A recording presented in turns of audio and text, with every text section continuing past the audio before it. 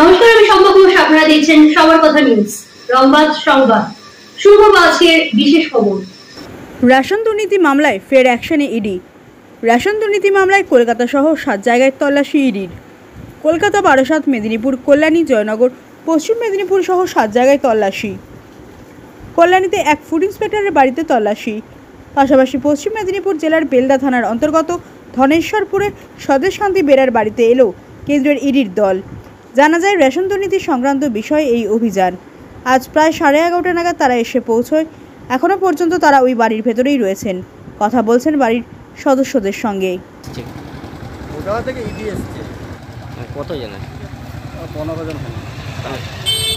মানে central fine ইডিয়ে বলছেন? হ্যাঁ, সেন্ট্রাল ফাইন।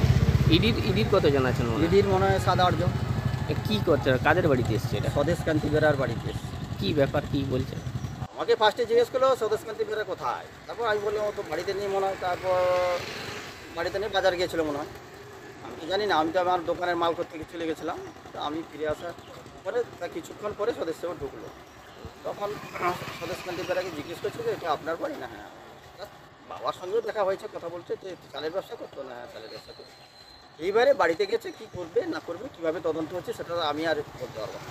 এটা কি আগে থেকে চালের ব্যবসা? না না, আগে হাস্কিং চালের ব্যবসা হতো, এখানে কোনো রেশনের চালের ব্যবসা হতো না।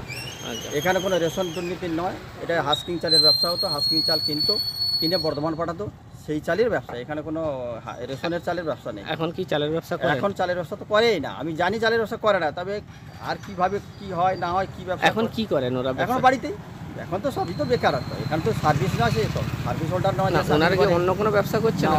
আমি প্রথমে এইদিকে জিজ্ঞেস করলাম যে ওর এক ছেলে বাঁকুড়া কেন্দ্রীয় বিশ্ববিদ্যালয়ে যে পড়াশোনা করতো, কৃষি বিশ্ববিদ্যালয়ে, সেই ছেলের তদন্ত করতে এসছে নাকি।